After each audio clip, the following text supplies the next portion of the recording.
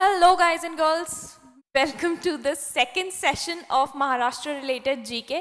पिछले सेशन में हमने काफ़ी सारी चीज़ें इंपॉर्टेंट देखी थी जो हमारे एग्जाम पॉइंट ऑफ व्यू से इंपॉर्टेंट होती हैं। किन किन टॉपिक्स में उनको डिवाइड कर सकते हैं हमने देखा था। हिस्ट्री, सेंसस से रिलेटेड काफ़ी सारे क्वेश्चंस आते हैं, ज्योग्राफी से रिलेटेड क्वेश्चंस आते हैं, पॉलिटी जैसे राज्यसभा में कितनी सीट्स होती हैं, कितनी पार्लियामेंट्री कॉन्स्टिट्यूएंसीज हैं पूरे महाराष्ट्र में, ये सब पॉलिटी से रिलेटेड क्वेश्चंस। तो दीज ब्रॉड हेड्स के अंडर जो, और उसके अलावा जो थोड़े बहुत टॉपिक्स बचते हैं वो मिसलेनियस के अंडर आ जाते हैं। इनके ही अंडर ब्रॉडली जो क्वेश्चंस आपके पूछे जा सकते हैं, चाहे वो कोई भी एग्जाम हो, बीईटी और एमएचसीईटी जो कि महाराष्ट्र का स्पेसिफिक एग्जाम होता है टू क्वालिफाई, और BET even your judicial services exam, उसमें भी स्टेट रिलेटेड जीके पूछा जाता है कई बार। तो कोई भी एग्जाम हो, इन ब्रॉड हेड्स के अंडर मोटा मोटा सारा का सारा कवर होता है, ठीक है। जैसे यहाँ पे first question which you can see कि what is the number of Rajya Sabha seats from Maharashtra. So this question would be from polity. कितने राज्यसभा सीट्स हैं जो कि महाराष्ट्र को अलॉटेड है। तो राज्यसभा जो कि हमारा upper house of the parliament कहलाता है, लोकसभा कहलाता है lower house of the parliament, ठीक है। ये हमने फर्स्ट वीडियो में समझ लिया था। तो अपर हाउस जो राज्यसभा कहलाता है, उसमें महाराष्ट्र से कितने लोग इलेक्ट होके जाते हैं। तो वो इलेक्शन जो होता है वो डायरेक्ट इलेक्शन नहीं होता। बेसिकली जो स्टेट लेजिस्लेटर्स होते हैं, महाराष्ट्र के स्टेट के लेजिस्लेटर्स, वो इलेक्ट करते हैं राज्यसभा के लिए। मतलब हम जनरल पब्लिक डायरेक्टली इलेक्ट नहीं करती है, जो स्टेट लेजिस्लेचर्स में हम इलेक्ट करके भेजते हैं वो फिर हमारे बिहाफ पे इलेक्ट करके राज्यसभा में लोगों को भेजते हैं। और कितने सीट्स पे भेजते हैं? 19। Okay, let me just pick up the highlight. या 19 सीट्स। तो कितने सीट्स हैं allotted to Maharashtra राज्यसभा में? There are 19 seats. Next, the number of parliamentary constituencies in Maharashtra. So there are 48 total parliamentary constituencies. तो पूरे इंडिया को different portions में बांटा गया है जिनको हम पार्लियामेंट्री कॉन्स्टिट्यूएंसीज कहते हैं for the purposes of administrative ease. Administrative जैसे कि खासतौर पे इलेक्शंस जो कि कंडक्ट कराने होते हैं, इलेक्शंस के लिए कैसे कराएंगे, एक पर्टिकुलर एरिया का एक रिप्रेजेंटेटिव खड़ा होता है जिसको हिंदी में हम प्रतिनिधि कहते हैं, ठीक है, खड़ा होता है। तो उस पर्टिकुलर एरिया को हम कैसे डिवाइड करेंगे? स्टेट के वाइज डिवाइड करेंगे। तो कई जगहों पे स्टेट में पॉपुलेशन बहुत ज़्यादा ऐसे डिवाइडेड है, मतलब डेंसली पॉपुलेटेड नहीं है। कई जगह पे पॉपुलेटेड बहुत ज़्यादा है स्टेट, जैसे यूपी वगैरह। तो वहाँ अगर हम एरिया ऐसे स्टेट वाइज डिवाइड कर देंगे तो फिर वो अनफेयर होगा। इसलिए रीजन या पर्टिकुलर कॉन्स्टिट्यूएंसी के वाइज ये डिवाइडेड होता है for the purposes of, specially for the purposes of elections, ठीक है। तो कितनी ऐसी कॉन्स्टिट्यूएंसीज हैं जो महाराष्ट्र के अंडर फॉल करती हैं? वो होती है 48। पूरा इंडिया कुछ 543 समथिंग कॉन्स्टिट्यूएंसीज हैं पूरे इंडिया में, उनमें से महाराष्ट्र में 48 आती हैं, ठीक है। Next, which among the following is the nearest to the site of Battle of Aragon? So ये Battle of Aragon जो है सेकेंड एंग्लो मराठा वॉर के टाइम पे हुआ था। टोटल 3 एंग्लो मराठा वॉर हुए थे। तो जब ये वर्ड एंग्लो यूज किया जाता है ना, इट मीन्स ब्रिटिश। तो ब्रिटिश और मराठास के बीच में वॉर हुआ था, उसको एंग्लो मराठा वॉर कहते हैं। ऐसे 3 अलग अलग वॉर्स हुए थे। बैटल ऑफ एरागन जो हुआ था वो सेकेंड वॉर के टाइम पे हुआ था। तो बैटल और वॉर में डिफरेंस क्या होता है कि रोज में जो लड़ाइयाँ हो रही हैं उनका नाम बैटल हो सकता है, लेकिन फाइनल जो विनर होता है, विनर वो होता है जो कि वॉर में जीते। तो वॉर में जो जीता है वो विनर होता है, बट विनर हो सकता है बहुत सारे बैटल्स हारा हो। तो जैसे ये बैटल ऑफ एरागन जिसको हम कहते हैं, ये 29 नवंबर 1803 में हुआ था, ठीक है। 29 नवंबर को एक दिन में ये बैटल हुआ था, ठीक है। तो आर्मीज ऐसे टुकड़ों में लड़ती थी, ऐसे नहीं कि एक दिन लड़ना स्टार्ट किया, क्योंकि कई महीनों तक वॉर्स चलते थे। तो एक दिन लड़ना स्टार्ट किया, ऐसे नहीं कि फिर 2 महीने तक लड़ते ही रहे सबको छोड़ छाड़ के। रात में एक पीस होता था कि भाई, ये अनस्पोकन रूल होता था कि रात में कोई किसी पर अटैक नहीं करेगा। इस तरीके के अनस्पोकन कुछ रूल्स होते थे आर्मीज के बीच में, ठीक है। तो ये जो छोटे छोटे बैटल्स मिला के एक बड़ा वॉर बनता है, ठीक है। तो ऐसे बैटल ऑफ एरागन जो कि सेकेंड एंग्लो मराठा वॉर के टाइम पे हुआ था, ये इसका लोकेशन सबसे क्लोजेस्ट किस लोकेशन के साइट पे है, जो बेसिकली इसका साइट था वो किस सिटी या डिस्ट्रिक्ट के पास में है? तो दैट इज अकोला। अकोला जो है वो सबसे ज़्यादा पास है ये जो बैटल हुआ था इसके साइट के, ठीक है। Next, the sub capital of Maharashtra state it's actually Nagpur. जब ब्रिटिश इंडिया में आए थे तो उन्होंने नागपुर को अपना कैपिटल बनाया था.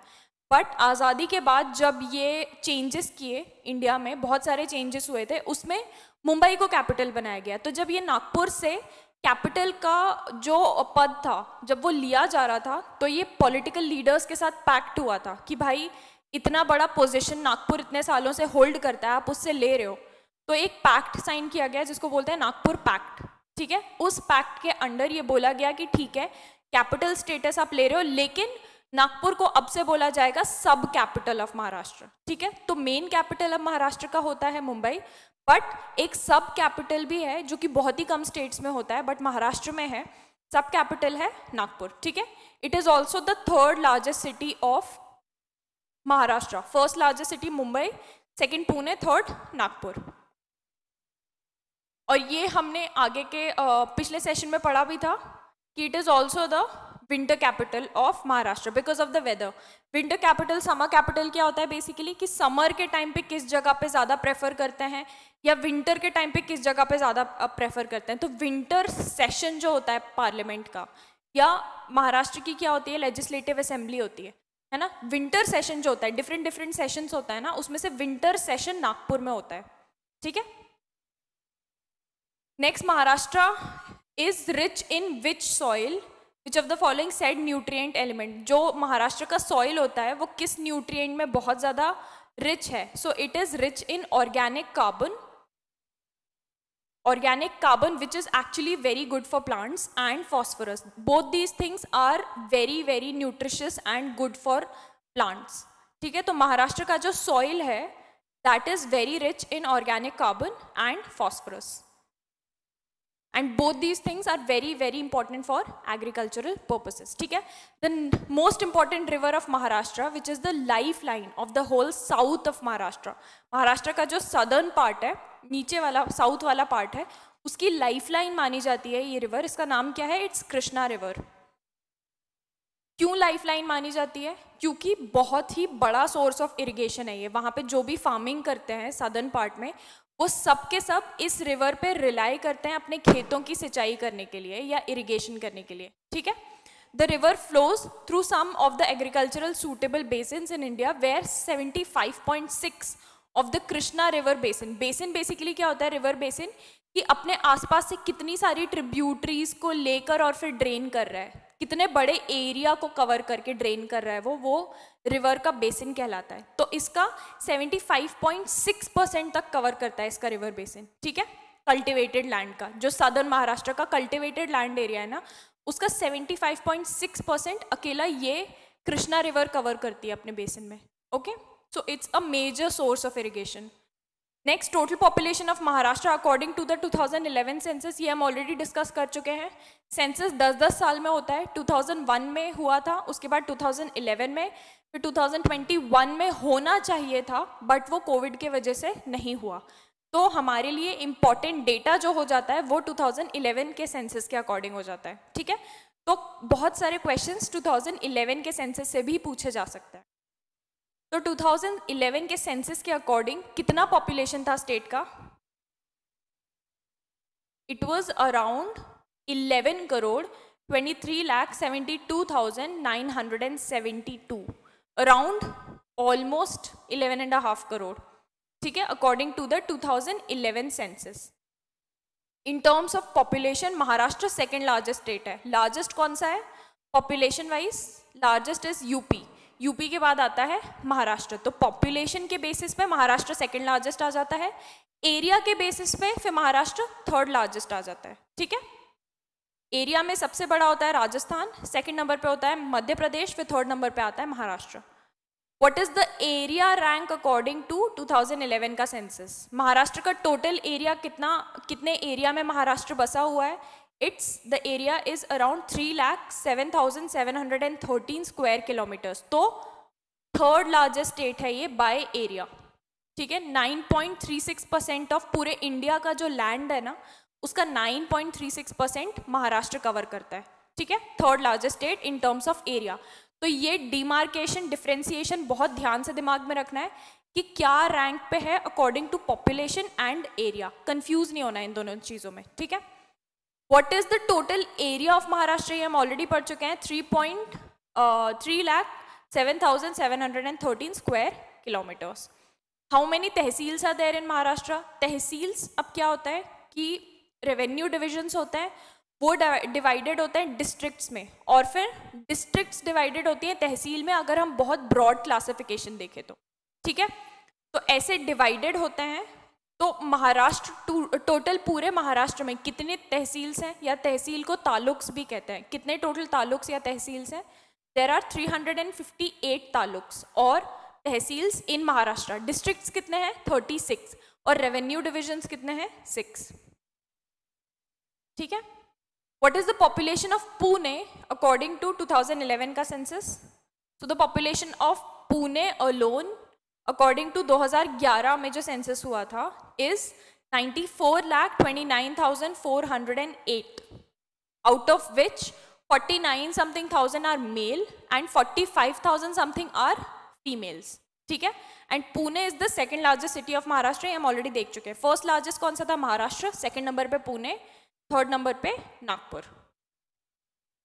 और कंट्री वाइज पुणे रैंकिंग में कहाँ आती है? पूरे कंट्री में अगर सिटी का साइज देखा जाए तो पूरे कंट्री में पुणे 9th नंबर पे आता है, ठीक है। What is the capital of Maharashtra? This we already know, it's Mumbai.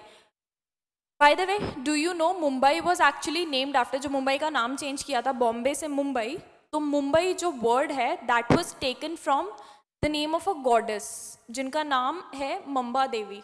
तो Mumbai is named after a goddess, जो ये रीनेम किया गया था ना, that's where the name is taken from. Mumbai was named an alpha city, alpha world city. It is also known as the financial, entertainment and commercial capital of India. Entertainment तो हमको पता ही है, पूरा बॉलीवुड मुंबई में बसा हुआ है। कमर्शियल भी पता है, फाइनेंशियल जितने भी आप RBI, reserve bank of India, SEBI, बहुत सारे प्राइवेट बैंक्स, इन सब के हेडक्वार्टर्स देखोगे ना, सबके हेडक्वार्टर्स मुंबई में ही है। NSE, BSE, national stock exchange, Bombay stock exchange, ये सब मेन ऑफिसेस इनके बॉम्बे में ही है, इसलिए फाइनेंशियल कैपिटल भी कहते हैं उसको, ठीक है। What is the second largest city of Maharashtra? This also we have seen, Pune is the second largest city of Maharashtra.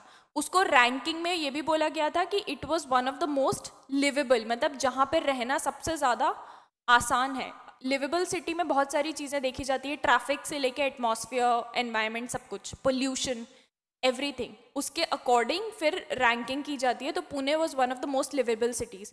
Pune को बहुत सारी और चीज़ें भी बोलते हैं, कल्चर कैपिटल बोलते हैं, बट जो एक बहुत ज़्यादा इंपॉर्टेंट चीज़ है that is Oxford of the east. Pune is called Oxford of the east. क्यों? ऑक्सफोर्ड जैसे है, हमको ऑक्सफोर्ड से क्या ध्यान आता है? ऑक्सफोर्ड यूनिवर्सिटी ना, तो ऑक्सफोर्ड ऑफ द ईस्ट का मतलब हम ईस्ट में, हमारा कंट्री ईस्ट में है, तो ऑक्सफोर्ड ऑफ द ईस्ट का मतलब पुणे में, क्योंकि बहुत सारे एजुकेशनल इंस्टीट्यूशंस हैं, कोचिंग इंस्टीट्यूट से लेके कॉलेजेस, बहुत बहुत बड़ा एजुकेशन का हब है पुणे, इसलिए उसको ऑक्सफोर्ड ऑफ द ईस्ट बोला जाता है, okay. Next, who is known as the spiritual guru of Shivaji? Shivaji के स्पिरिचुअल या रिलीजियस गुरु कौन थे? इट वॉज रामदास, या इनको संत रामदास या रामदास स्वामी भी बोला जाता है। He was a huge devotee of Hanuman and Ram, and he was the spiritual या रिलीजियस गुरु ऑफ शिवाजी महाराज, ठीक है। The river Koyna joins the river Krishna at, तो जो रिवर कोयना है वो कृष्णा रिवर को कहाँ पे ज्वाइन करती है? करड़ में, विच इज इन सतारा, ठीक है। तो कोयना एक्चुअली एक ट्रिब्यूटरी होती है कृष्णा रिवर की। कृष्णा रिवर जो मेन रिवर है उसकी एक ट्रिब्यूटरी होती है, तो वो उसको आके ज्वाइन कर लेती है और फिर कृष्णा रिवर आगे तक पूरी कंटिन्यू करती है। तो ये कहाँ पे ज्वाइन करती है? ये एक एरिया है करड़ जो कि सतारा डिस्ट्रिक्ट में आता है, वहाँ पे ज्वाइन करती है, ठीक है। और ये बहुत ही फेमस है, आई थिंक जो भी लोग महाराष्ट्र से हैं उनको पता ही होगा, काफ़ी बार महाबलेश्वर गए होते हैं तो ये पता होता है कि महाबलेश्वर से ही ओरिजिनेट करती है ये river. Which district has the highest population in Maharashtra? सबसे ज़्यादा पॉपुलेशन, अगेन डिस्ट्रिक्ट में भी ये क्वेश्चन आ सकता है कि हाईएस्ट पॉपुलेटेड डिस्ट्रिक्ट, और दूसरा क्वेश्चन क्या कि सबसे ज़्यादा साइज में या लार्जेस्ट डिस्ट्रिक्ट कौन सा है? तो पॉपुलेशन वाइज सबसे बड़ा डिस्ट्रिक्ट कहलाएगा थाने डिस्ट्रिक्ट, ठीक है। और साइज के वाइज अगर हम देखें तो सबसे बड़ा डिस्ट्रिक्ट क्या रहेगा, अहमदनगर, ठीक है। ये सब 2011 के सेंसस के अकॉर्डिंग है। Which is the largest district in Maharashtra in terms of area, it is Ahmednagar district, it is the largest district. यहाँ पे पहली कोऑपरेटिव शुगर मिल भी इस्टेब्लिश की थी, if any of you remember, ये हम ऑलरेडी पढ़ चुके हैं। यहाँ पे सबसे बड़ी कोऑपरेटिव शुगर मिल भी इस्टेब्लिश की थी, ठीक है, अहमदनगर में ही। Approximately how many forest are there in Maharashtra? So there are around 350 forests in Maharashtra and it is the 5th largest state in country forest cover के केस में। forest coverage देखा जाएगा तो it has the 5th largest forest coverage, ठीक है, Maharashtra. The Bandra Worli Sea Link bridge was opened for public in the year, so it was opened for public in the year 2009। 2009 में 4 lens को open किया था, फिर 2010 में बाकी की 4 लेन्स को भी ओपन कर दिया गया था, टोटल 8 लेन्स है। बांद्रा वर्ली सी लिंक बहुत ही कम लोगों को पता होता है, उसका एक्चुअल ऑफिशियल नाम जो है that is Rajiv Gandhi sea link. सब लोग उसको बांद्रा वर्ली सी लिंक के नाम से ही जानते हैं, बट उसका ऑफिशियल नाम अगर पूछा जाए तो that's Rajiv Gandhi sea link. Okay, now which day celebrated as Maharashtra day? तो there are 2 very important days, उनको भी कंफ्यूज नहीं करना है। एक होता है महाराष्ट्र डे जो सेलिब्रेट किया जाता है, एक होता है मराठी लैंग्वेज डे।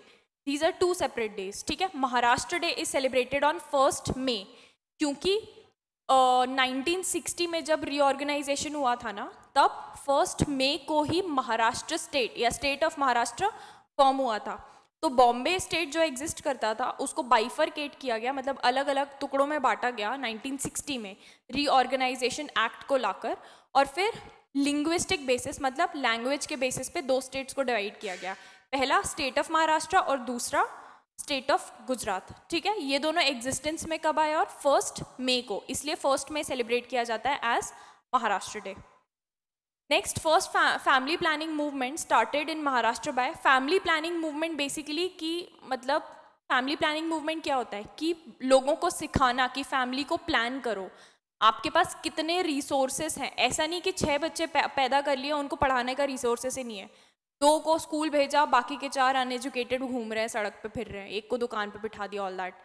तो इस चीज़ के लिए क्या ज़रूरी है? लोगों को उस टाइम पे इतनी ज़्यादा अवेयरनेस नहीं थी, अब तो बहुत ज़्यादा अवेयरनेस है इस चीज़ से रिलेटेड, उस टाइम पे नहीं थी, ठीक है। तो इस चीज़ के लिए फैमिली प्लानिंग सिखाना बहुत ज़्यादा इंपॉर्टेंट था। तो महाराष्ट्र में सबसे पहले फैमिली प्लानिंग मूवमेंट जो था वो स्टार्ट किया था मिस्टर R.D. कार्वे ने। Mister R.D. Karve, he was the son of a very famous person जिनका नाम आपने सुना होगा, महर्षि कार्वे जिनको कहते हैं। ही वर्कड फॉर विडोज़ के एजुकेशन और उनके राइट्स के लिए महर्षि कार्वे ने बहुत कुछ किया था। उन्हीं के ये बेटे हैं मिस्टर R.D. कार्वे, ठीक है। तो he was the first one जिन्होंने फैमिली प्लानिंग मूवमेंट के बारे में बात की, और एज अ रिजल्ट बहुत ज़्यादा कॉन्ट्रसेप्शंस और इन सब के बारे में भी उन्होंने काफ़ी बात की थी और अवेयरनेस फैलाई थी rather. Next, project tiger at Melghat is located in which district? तो प्रोजेक्ट टाइगर 3 जगहों पे चलता है या लोकेटेड है। प्रोजेक्ट टाइगर कहाँ कहाँ? पहला तो ये हमने देख लिया मेलघाट, दूसरा तड़ोबा अंधारी, एंड तीसरा पेंच, ठीक है। इन तीनों जगहों पे प्रोजेक्ट टाइगर जो है वो इस्टेब्लिश्ड है। तो जो मेलघाट वाला है वो कौन से डिस्ट्रिक्ट में लोकेटेड है? It is located in Amravati district. ये आपसे पूछा जा सकता है सेपरेटली कि कौन सा प्रोजेक्ट टाइगर किस डिस्ट्रिक्ट में लोकेटेड है। तो मेलघाट टाइगर रिजर्व जो है या प्रोजेक्ट टाइगर मेलघाट में जो चल रहा है वो अमरावती डिस्ट्रिक्ट में located. Next, the Nagpur city is also known as the dash city of India. तो it is also known as the orange city of India. We all know this. Rasna और ये सब जिस भी ऑरेंज कलर की ड्रिंक का ad होता है वो सब यही प्रचार करते हैं कि these are authentic original Nagpur oranges से बनी हुई है ये। So Nagpur is and has always been famous for oranges, ठीक है। अब ये फ्रूट जो ऑरेंज फ्रूट है ये डिवाइडेड है, मतलब साल में 2 बार आता है ये। तो जो सितंबर से दिसंबर के बीच में जो ऑरेंजेस आता है ना उसको अंबिया कहते हैं क्योंकि वो हल्का सा खट्टा होता है, और जो जनवरी के टाइम पे ऑरेंजेस आते हैं उसको कहते हैं मृग, because it is sweet in taste. Next, the Bhoodan movement. Bhoodan मतलब भू मतलब भूमि, जमीन, लैंड, दान मतलब देना। तो भूदान मूवमेंट वो स्टार्टेड बाय विनोबा भावे। क्यों स्टार्ट किया था? और क्योंकि लैंड रिफॉर्म जब हुआ था तो वो कैसे नॉन वायलेंट तरीकों से किया जा सके। तो भूदान मूवमेंट के अंदर बेसिकली जो बहुत बड़े बड़े ज़मींदार थे ना, जिनके पास बहुत बड़े अमाउंट में लैंड होता था, उनको बोला जाता था कि आप वॉलेंटरीली अपनी इच्छा से, जो लैंडलेस लोग हैं, मतलब जिनके पास कोई लैंड नहीं है, उनको अपनी खुद की इच्छा से आप दान कर दें, ठीक है, ताकि उनके पास भी ज़मीन हो, बजाय इसके कि आपसे छीन के उनको दिया जाए। तो इसलिए भूदान मूवमेंट स्टार्ट किया गया था। किन्होंने स्टार्ट किया था? विनोबा भावे ने। कब? 1951 में। Okay. Next, where did Thibaw, the last king of Burma, Burma is present day Myanmar, जो म्यांमार है ना उसको पहले बर्मा बोला जाता था, तो उसके जो लास्ट किंग थे तिभाऊ, उनको एक्साइल किया गया था, भेज दिया गया था बेसिकली। तो महाराष्ट्र में एक्साइल्ड थे वो बहुत लंबे टाइम तक। तो किस जगह पे वो एक्साइल्ड थे? He was exiled in Ratnagiri. Ratnagiri is famous for mangoes. Ratnagiri is very famous for mangoes. वहीं पे he was exiled. तो उनका नाम पूछा जा सकता है आपसे, ये पूछा जा सकता है कि वो किस जगह के किंग थे। He was the last king of Burma, या प्रेजेंट डे उसको अब म्यांमार बोलते हैं। He was the last king, या तीसरा ये भी पूछा जा सकता है कि कहाँ पे उनको एक्साइल करके रखा था ब्रिटिश ने। So that is Ratnagiri. Next, who was Maharashtra's Home Minister on 26 November 2008? 26 November 2008 is a very important date because Maharashtra में उसी टाइम पे मुंबई टेरर अटैक्स जो हुए थे, जिसको 26/11 बोला जाता है, 26/11 तब हुए थे। तो ऐसी कोई भी हिस्टोरिक इवेंट होता है, उस टाइम पे चीफ मिनिस्टर कौन थे या गवर्नर कौन थे, होम मिनिस्टर कौन थे, ये सब पता होना चाहिए। तो who was the home minister उस टाइम पे? मिस्टर राव साहेब पाटिल, ठीक है, he was the home minister 26/11 के टाइम पे। नेक्स्ट, नंबर ऑफ डिस्ट्रिक्ट्स इन महाराष्ट्र, हम ऑलरेडी देख चुके हैं, 6 रेवेन्यू डिविजन्स हैं और 36 दैट इज 36 डिस्ट्रिक्ट्स हैं महाराष्ट्र में। Okay. When was the Maharashtra state electricity board setup? तो महाराष्ट्र स्टेट इलेक्ट्रिसिटी बोर्ड जो है उसको पहले तो एक्ट लाया गया, which was Maharashtra state electricity board का बेसिकली इलेक्ट्रिसिटी एक्ट लाया गया, उसके अंडर ये MSEB को इस्टेब्लिश किया गया, फॉर्म किया गया। कब? 20 जून 1960। 1960 में ही स्टेट भी बना था, तो ऑब्वियसली बिना बिजली के तो स्टेट चल नहीं सकता, लोग रह नहीं सकते, इसलिए फटाफट इलेक्ट्रिसिटी बोर्ड भी इस्टेब्लिश किया गया, ठीक है, state electricity board. Next, in which district of Maharashtra the first cooperative sugar factory? ये हम ऑलरेडी पढ़ चुके हैं। ऐसे याद रखो कि क्योंकि Ahmednagar was the largest district, सबसे बड़ा डिस्ट्रिक्ट था, वहाँ बहुत ज़्यादा एरिया था, तो सबसे पहले हमने जिनको इस्टेब्लिश करना था उनने क्या सोचा कि भाई कहाँ पे फैक्ट्री डालें, बहुत बड़ा एरिया चाहिए फैक्ट्री डालने के लिए, और वो भी शुगर फैक्ट्री, उसके लिए तो और भी बड़ा एरिया चाहिए। तो कोऑपरेटिव शुगर फैक्ट्री उनने देखा भाई ऑब्वियसली सबसे ज़्यादा एरिया कहाँ अवेलेबल रहेगा? वहीं जहाँ सबसे बड़ा डिस्ट्रिक्ट है, दैट इज अहमदनगर, ठीक है। So it was established in Ahmednagar district of Maharashtra. Next, Maharashtra film company was founded in 1919 by which of the following personalities? So it was founded by mister Baburao Painter. ये इनको बुलाया जाता था Baburao Painter, that was not his original name. और उनको क्यों बुलाया जाता था? Because he was a artist, वो पेंटिंग भी करते थे, he was a sculpture as well, clay से पूरा स्कल्प्ट करके बनाते थे। एंड फिल्म सिटी भी या फिर महाराष्ट्र फिल्म कंपनी जिसको बोलते हैं, वो भी उन्होंने ही स्टैब्लिश की थी, तो वो हर लेवल के आर्टिस्ट थे, इसलिए उनको बाबूराव पेंटर बोला जाता था, ठीक है। ऑब्वियसली और फर्स्ट फिल्म स्टूडियो ने स्टैब्लिश किया था, तो it was a silent film studio. उस टाइम पे ऑडियो डालना नहीं आता था मूवीज़ में, जैसे मैं अभी आपको सुनाई भी दे रही हूँ, दिखाई भी दे रही हूँ। बट अगर 1990 के टाइम 1919 के टाइम पे होता, तो मैं सिर्फ मेरी शक्ल दिखाई देती और मैं एक्शन से आपको समझाने का ट्राई करती। तब साइलेंट हुआ करता था मूवीज़ और सब कुछ।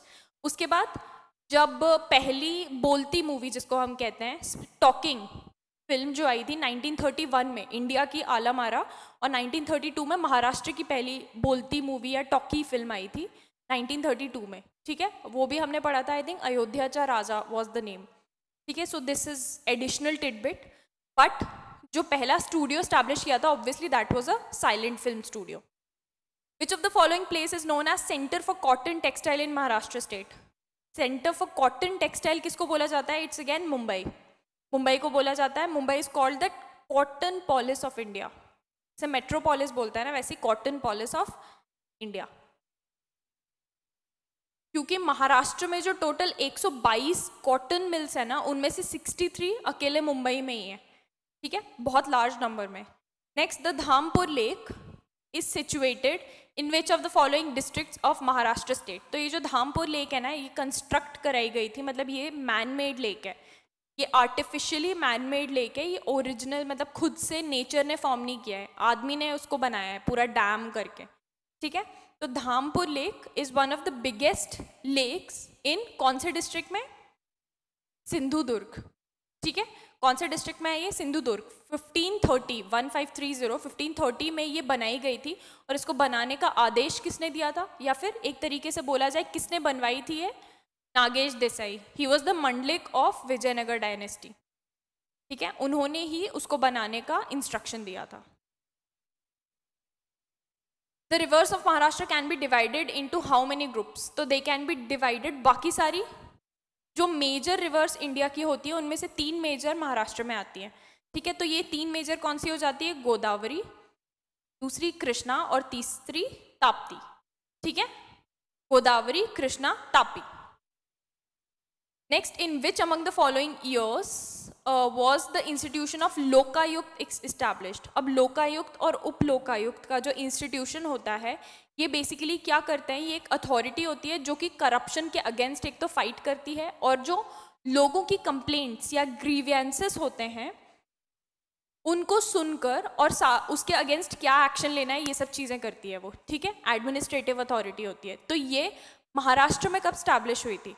This was established in Maharashtra in 1971, ठीक है। लोकायुक्त एंड उपलोकायुक्त एक्ट आया, उसके अंडर इस इंस्टीट्यूशन को स्टैब्लिश किया गया।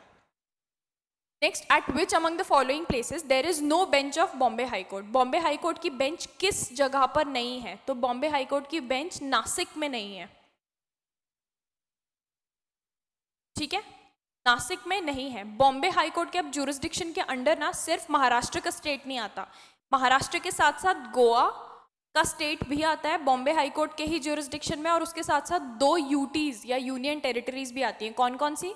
दमन and Diu and Dadra and Nagar Haveli. मतलब इनके खुद के हाई कोर्ट्स नहीं है, इन सब के ऊपर इन सब के केसेस बेसिकली कौन डिसाइड करता है? बॉम्बे हाई कोर्ट ही, ठीक है, गोवा का भी।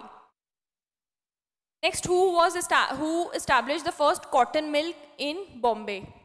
जो हमने अभी पढ़ा कॉटन मिल के बारे में, बॉम्बे में जो बहुत सारी हैं, वो फर्स्ट किसने एस्टैब्लिश की थी? Mister कोवास ji Nana boy. He was the one, उन्होंने सबसे पहली कॉटन मिल एस्टैब्लिश की थी, और उसका नाम क्या था? Bombay spinning and weaving company, ठीक है, और ये उन्होंने किया था 1854 में।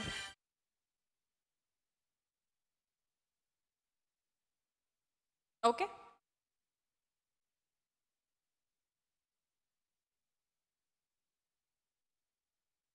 चलो, विच of the following newspaper is associated with Maharashtra? So it's Lokmat. Lokmat is a Marathi language newspaper जो कि पब्लिश होता है महाराष्ट्र स्टेट में। इट वॉज फाउंडेड इन 1971 में, इसको स्टैब्लिश किया गया था इस न्यूज़पेपर को bye Jawaharlal Darda.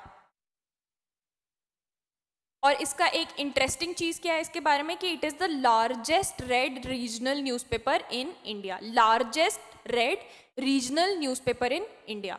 Which sea is to the west of Maharashtra? ये हम सबको पता है, महाराष्ट्र के वेस्ट में कौन सा सी है जिसका पूरा बाउंड्री महाराष्ट्र की लगी हुई है? अरेबियन सी, है ना। इंडिया का नक्शा ऐसे देखा होगा तो इस साइड पे अरेबियन सी आता है, इस साइड बे ऑफ बंगाल आता है, और नीचे इंडियन ओशन। तो वेस्ट साइड में कौन सा है? Arabian Sea. The famous saint of Maharashtra, saint Tukaram, belong to which of the following bhakti sects of the state? तो बहुत ही फेमस एक सेंट थे महाराष्ट्र के, his name was saint Tukaram. He actually belong to the Warkari bhakti sect, ठीक है। He was a Marathi poet, Hindu saint and a very very ardent devoted follower of Lord Shri Vitthal, okay. और ये किस भक्ति सेक्ट को बिलोंग करते थे? Warkari, okay. Historically the Desh division of Maharashtra is coterminous with which of the following? तो coterminous का मतलब होता है कि सिमिलर टू, बाउंड्री के सेंस में किसके साथ सिमिलर है वो। तो ऐसा ही जो देश, जिसको महाराष्ट्र को देश बोला जाता है, महाराष्ट्र देश, तो ये जो देश वर्ड है ये बेसिकली महाराष्ट्र के लिए ही यूज हो रहा है। तो इसकी बाउंड्रीज पहले हिस्टोरिकली किसके जैसी सेम थी? तो इट वाज एक्चुअली कॉटर्मिनस टू या विथ पुणे, ठीक है। पुणे की बाउंड्रीज से ही, जो हिस्टोरिकली पुणे की बाउंड्रीज थी वो सिमिलर थी हैं प्रेजेंट डे महाराष्ट्र से। Next, who was Maharashtra's governor in 1992? तो 1992 क्यों इंपॉर्टेंट है? जो मैंने बोला था हिस्टोरिकल डेट्स जो होती हैं, इवेंट्स जब हुए होते हैं उस टाइम पे जानना ज़रूरी होता है कौन क्या था, ठीक है।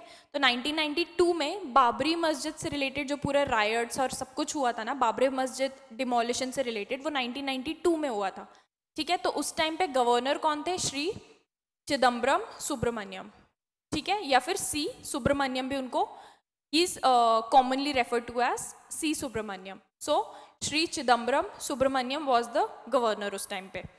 Next, who was honored with Raj Kapoor Lifetime Contribution Award by Maharashtra government? So it was a very famous veteran actress Shashi Kala. अब बहुत पुरानी मूवीज तो लोगों ने देखी नहीं होगी, बट बाय एनी चांस अगर एक शो आता था सोनपरी करके टीवी पे, वो अगर आपने देखा होगा तो उसमें जो फ्रूटी और एप्पी होते थे ना बच्चे, वो उनकी जो दादी बनती थी, बहुत छोटे छोटे बाल थे, वाइटिश कलर के बाल थे, बहुत छोटे बाल थे, वेरी आइकॉनिक फेस, आपने अगर देखा होगा तो you will remember, that was actually very famous actress Shashi Kala. उनको ही Raj Kapoor lifetime contribution award दिया गया था, ठीक है। और कौन देता है ये award? Maharashtra government. Who was Maharashtra's chief minister on 26 November 2008? तो again 26 November 2008 relevant for the terror attacks। उस टाइम पे चीफ मिनिस्टर कौन था? मिस्टर विलासराव देशमुख, मिस्टर विलासराव देशमुख, ठीक है। He was the 14th chief minister. उस टाइम पे जब वो चीफ मिनिस्टर थे तो ही वॉज 14th नंबर के थे वो, ठीक है। What is the area of Maharashtra? ये हम ऑलरेडी पढ़ चुके हैं। Area of Maharashtra is 1,18,809। ये मील्स में दिया है या माइल्स में दिया हुआ है, हमने किलोमीटर्स में पढ़ा है, तो this figure is given in square miles, ठीक है। विच of the following districts of Maharashtra is well known for its production of bananas? तो हम ऑरेंजेस और मैंगोज देख चुके हैं। बनानास के लिए कौन सा डिस्ट्रिक्ट फेमस है महाराष्ट्र का? It's Jalgaon district. Jalgaon district को बोला जाता है banana city of Maharashtra. So it's very very famous for its banana production, okay. Which state is to the east of Maharashtra? Maharashtra के ईस्ट में कौन सा स्टेट है? तो ईस्ट में महाराष्ट्र गुजरात के साथ बाउंड्री शेयर ईस्ट में छत्तीसगढ़ के साथ बाउंड्री शेयर करता है, ठीक है। गुजरात जो है वो नॉर्थ वेस्ट में आता है, मध्य प्रदेश नॉर्थ में आता है। ईस्ट में किसके साथ करता है? छत्तीसगढ़ के साथ, ठीक है। Next, Lasalgaon is famous market place. Lasalgaon बहुत ज़्यादा फेमस मार्केट प्लेस है, बहुत बड़ी होल सेल में वहाँ मंडी लगती है अनियंस की, प्याज की। बहुत थोक के भाव, अगर आपको प्याज खरीदनी है किसी भी चीज़ के लिए, मुझे नहीं पता थोक के भाव क्यों प्याज खरीदनी होगी किसी को, बट अगर खरीदनी है, आपका रेस्टोरेंट है, होटल है, कुछ इस तरीके का है, बहुत सस्ती प्याज आपको खरीदनी है, तो मस्त गाड़ी लेकर जाओ लसलगांव, भर के वहाँ बहुत बड़ी मंडी लगती है, ठीक है। It is famous for onions, onion का होलसेल मार्केट। तो गाड़ी लेके जाओ, प्याज भर के ले आओ, मस्त, बहुत सस्ती भी मिलती है। जहाँ भी होलसेल में चीज़ें मिलती हैं तो सस्ती मिलती हैं। What is the ambit of Shravan Bal Seva राज्य निवृत्ति वेतन योजना? तो श्रवण बल उनको बोलते हैं जो हमारे यहाँ, मतलब आई एम फ्रॉम MP, हमारे यहाँ इनकी स्टोरी जो सुनाई जाती है तो इनको श्रवण कुमार बोलते हैं हम। महाराष्ट्र में इनको श्रवण बाल बोला जाता है। तो इट्स द सेम स्टोरी जो हमने बचपन में सुनी है कि वो अपने माँ बाप को यहाँ ऐसे लकड़ी डाल के और उसमें टोकरे में बिठा के उठाकर पूरा लेकर गए थे, तो उनके ही नाम के ऊपर ये योजना का नाम रखा गया है। It's basically related to pension. उसका एम्बिट किस चीज़ पे है इस योजना का? It is related to the pension. Pension जो ओल्ड एज में दी जाती है ना, उसी से रिलेटेड है ये। और इसका एम क्या है कि मंथली पेंशन जो डेस्टिट्यूट, ज़रूरतमंद ओल्ड एज पीपल हैं, उनको मंथली पेंशन देने का एम है इस योजना का, okay. Which of the following dance form is popular in Maharashtra state? तो ये तो हम सबको पता है, it's Lavani. Very very famous dance form in Maharashtra, Lavani, ठीक है। ये एक इंस्ट्रूमेंट होता है ढोल की, उस पर परफॉर्म किया जाता है, उसके बीट्स पे ट्रेडिशनली। अब तो गानों पे भी परफॉर्म करते हैं, बट ट्रेडिशनली ढोलकी के बीट्स पे ये परफॉर्म किया जाता है, ठीक है। Which city famous as orange city, हम पढ़ चुके हैं, it's Nagpur city is famous as orange city. Which among the following served as monsoon capital of Bombay presidency, जब ब्रिटिश एरा चल रहा था, ब्रिटिश रूल था यहाँ पे, तब मॉनसून कैपिटल कौन सा था, मतलब मॉनसून के टाइम पे कौन से सिटी को प्रेफर करते थे ब्रिटिश, तो it was Pune city. Pune served as the monsoon capital of Bombay presidency during British era. The Bombay presidency या बॉम्बे प्रोविंस भी बोला जाता था उसको, वो एडमिनिस्ट्रेटिव सब डिविजन था ब्रिटिश इंडिया का, ठीक है। उसका कैपिटल सिटी कौन से थे, all the 7 islands of Bombay. Next K D Jadhav from Maharashtra who won the first individual medal for India in Olympics. किस स्पोर्ट से एसोसिएटेड थे, तो he was associated with wrestling, he was a wrestler, ठीक है। और ये 1952 का समर ओलंपिक्स जो हेलसिंकी में हुआ था उस टाइम पे जीते थे, and he was the first Indian to win an Olympic medal, Mr. K.D. Jadhav. So first from India, so obviously he is also first from Maharashtra. Maharashtra State Board of Secondary Education, जो हमारा school board होता है basically, state board या फिर जिसको हम कहते हैं, Pune, came into existence in which year? So it came into existence on 1st of January 1966. ऐसे याद रखो, 1960 में स्टेट बना, ठीक है, स्टेट ऑफ महाराष्ट्र बना रीऑर्गेनाइजेशन के बाद। उसके बाद 1960 में ही इलेक्ट्रिसिटी बोर्ड इस्टेब्लिश किया, क्योंकि बिजली के बिना रह नहीं सकते, बट एजुकेशन को 6 साल बाद इस्टेब्लिश किया, एजुकेशन वाले बोर्ड को, ठीक है, महाराष्ट्र स्टेट बोर्ड को 6 साल बाद इस्टेब्लिश किया। तो अब 1966 में इस्टेब्लिश किया गया, ठीक है, 1st of January। Next, as a independent state Maharashtra came into existence on, तो इंडिपेंडेंट ये हम देख ही चुके हैं, बॉम्बे रीऑर्गेनाइजेशन एक्ट आया और फिर बाइफरकेट हो गया, तो 1 मई 1960 को the state of Maharashtra came into existence या इट केम इनटू बीइंग, ठीक है। इसलिए क्या मनाया जाता है 1 मई को, Maharashtra day. Maharashtra state mining corporation limited MSMC was incorporated under companies act 1956 on, तो इसको कंपनीज एक्ट के अंडर इनकॉर्पोरेट कब किया गया था, 14 नवंबर 1973 को, ठीक है, 14 नवंबर 1973। Next, the most celebrated festival in Maharashtra as well as all over India with a great faith and enthusiasm, obviously we all know, बहुत सबसे ज़्यादा ज़ोर शोर से मनाया जाता है, सब एकदम दिन भर के थके हार के जाके भी मस्त अपनी फैमिलीज के साथ घूमने फिरने निकलते हैं रोज ऑलमोस्ट इस फेस्टिवल के टाइम पे, विच इज गणेश चतुर्थी, ठीक है, Ganesh Chaturthi. What is coal in Maharashtra prominently, Maharashtra में जो कोल होता है, कोयला होता है, उसको सबसे ज़्यादा प्रोमिनेंटली क्यों या किस चीज़ में यूज़ किया जाता है, तो वो यूज़ किया जाता है बॉयलर फर्नेस में हीट प्रोड्यूस करने के लिए। फैक्ट्रीज में बॉयलर्स होते हैं ना, तो उसको भट्टी जो जिसको हम कहते हैं, उस चीज़ में कोयला डाल के हीट या गर्मी प्रोड्यूस करने के लिए फैक्ट्रीज में बहुत इंपॉर्टेंट होती है, जो कि उसके लिए सबसे ज़्यादा कोयले को यूज़ किया जाता है महाराष्ट्र में, ठीक है। Because Maharashtra is one of the most industrialise states, मतलब बहुत ज़्यादा अमाउंट में नंबर ऑफ इंडस्ट्रीज महाराष्ट्र में बहुत ज़्यादा है, इसलिए कोयला यहाँ पे इस चीज़ के लिए यूज़ किया जाता है।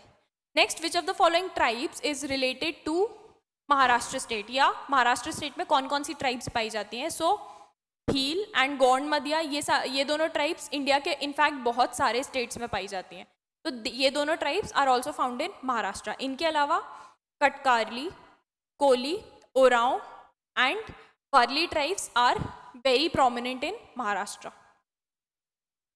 अब Gond is the principal tribe of Dravidian family. Dravidian family या द्रविडियन ग्रुप ऑफ पीपल को ऐसे बोला जाता है कि they were the natives India में, मतलब ओरिजिनल जो लोग यहाँ इंडिया के थे वो द्रविडियंस ही थे, फिर नॉर्थ से आर्यंस आए और उन्हें द्रविडियंस को साउथ के तरफ ढकेल दिया, ठीक है। तो द्रविडियंस के ही पार्ट माने जाते हैं जो गोंड ट्राइबल पीपल हैं, ठीक है।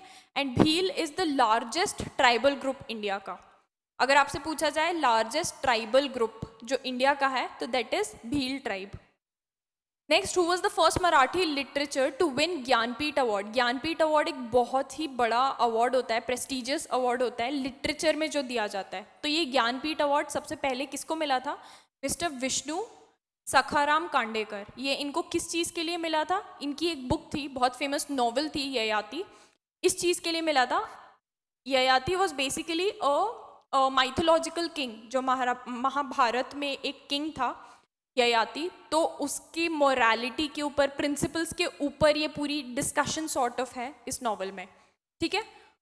सो दिस नॉवल, उसका नाम भी ययाति है, उसके लिए ज्ञानपीठ अवार्ड मिला था मिस्टर विष्णु सखाराम कांडेकर को। Next, which of the following is the state animal of Maharashtra? So it's Indian giant squirrel. Maharashtra शायद एक लौता स्टेट है, या फिर और भी कुछ होंगे, लेकिन सारे स्टेट्स ऐसे नहीं है जिसका स्टेट एनिमल भी है, स्टेट बर्ड भी है, स्टेट फ्लावर भी है, आई थिंक स्टेट इंसेक्ट भी है यहाँ का, और एक दो और कुछ तो भी होगा, स्टेट सॉन्ग भी है, सब कुछ है यहाँ। तो इंडियन जायंट स्क्विरल जो होता है वो स्टेट एनिमल होता है महाराष्ट्र का, ठीक है। स्टेट बर्ड जो है, which of the following soils of Maharashtra are devoid of calcium carbonate and have acidic reaction? जो ऐसे सॉइल जिसमें कैल्शियम कार्बोनेट नहीं होता तो उसका एसिडिक रिएक्शन होता है, वो ऐसा सॉइल महाराष्ट्र में पाया जाता है। उस सॉइल का नाम क्या है? इट्स कॉल्ड लेटराइटिक सॉइल, ठीक है, या laterite soil. Just give me 1 second.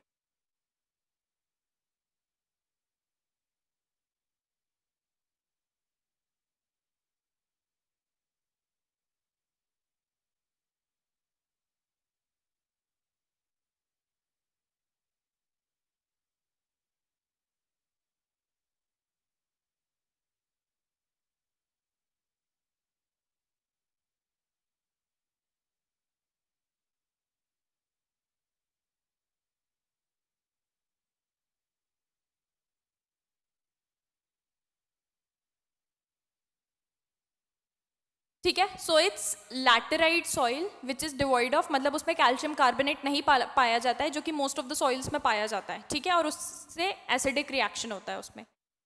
Next, which of the following is the state capital of Maharashtra? State ये हमको पता ही है, very obvious, Mumbai. Okay, it's also the commercial, financial, entertainment capital of India. Which of the followings is the major port and capital of Maharashtra? Major port, बहुत ही बड़ा port Maharashtra का कौन सा है? मुंबई पोर्ट, ठीक है। Mumbai port is a major port, वहाँ पे बहुत ज़्यादा बड़े अमाउंट में वहाँ कार्गोज वगैरह या शिपमेंट्स आते हैं, तो it's Mumbai port. It is one of the major ports of Maharashtra. The famous Uran project in Maharashtra is a, so Uran gas turbine power station is a gas based thermal power plant, जो कि Raigarh district में located है, ठीक है। सो किस चीज़ से रिलेटेड है ये? पावर स्टेशन है ये, बेसिकली थर्मल पावर प्लांट से रिलेटेड है ये project, Uran project, okay. The Maharashtra is rich in which, ये हम पढ़ चुके हैं कि किस किस चीज़ में महाराष्ट्र का सॉइल रिच है। It is rich in organic carbon and it is also rich in phosphorus, which are very very important for agricultural purposes. Which of the following region has an unparalleled work in the making of fine jewelry in Maharashtra state? Maharashtra में बहुत ही सही jewellery का काम एकदम fine detailing के साथ कहाँ पे होता है? इट इज सावंतवाड़ी रीजन, ठीक है। वहाँ पे बहुत ही सही, अगर आपको ज्वेलरी एकदम फाइन डेलिकेट वर्क के साथ चाहिए तो उस जगह सावंतवाड़ी रीजन में जाके अगर आप देखते हैं या खरीदते हैं, हैंडीक्राफ्ट जो उनका होता है that is very unique and very very beautiful. उसके वजह से इट इज़ ऑल्सो अ बहुत ही major tourist attraction. The extreme southern district of Maharashtra, सबसे ज़्यादा साउथ में जो डिस्ट्रिक्ट है, बाउंड्री से सटा हुआ most southern district of Maharashtra, वो क्या है? दैट इज सिंधुदुर्ग, ठीक है। It's Sindhudurg district, it's the most southern या southern most district of Maharashtra. Next, which of the following birds is the state bird? मैंने बोला था ना स्टेट एनिमल, स्टेट बर्ड यहाँ सब है, तो स्टेट बर्ड कौन सी है? It's a yellow footed green pigeon, जिसको हरियाल या हरियाली भी बोलते हैं, ठीक है, यहाँ मराठी वाले लोग। तो इट्स बेसिकली कबूतर जैसा ही दिखता है, बस ग्रीनिश येलो कलर की होती है, उसको हरियाल बोलते हैं, और इंग्लिश में उसको बोलते हैं the yellow footed green pigeon, ठीक है। हरियाल, हरोली, 2-3 अलग अलग नाम से रेफर करते हैं। Next, on which date was Maharashtra formed after separation from Bombay state? ये हम देख चुके हैं, 1 मई 1960 को महाराष्ट्र स्टेट अलग से फॉर्म हुआ था। बॉम्बे स्टेट था, उसको अलग अलग किया, तो एक महाराष्ट्र स्टेट बनाया और एक गुजरात स्टेट बनाया। किस बेसिस पे अलग अलग किया था? लिंग्विस्टिक बेसिस, मतलब लैंग्वेज के बेसिस पे। तो जो मराठी स्पीकिंग पीपल थे वो स्टेट ऑफ महाराष्ट्र में चले गए, Gujarati speaking people state of Gujarat में चले गए। कब हुआ था? और ये 1 मई 1960 को, ठीक है। So guys, this was all about the Maharashtra session for today. We are going to have around 5 more sessions and utne mein you will be done with a major portion, major chunk of Maharashtra related GK, and I hope that will help you a lot in your upcoming exams. Okay, I'll see you again in the next session. Bye bye.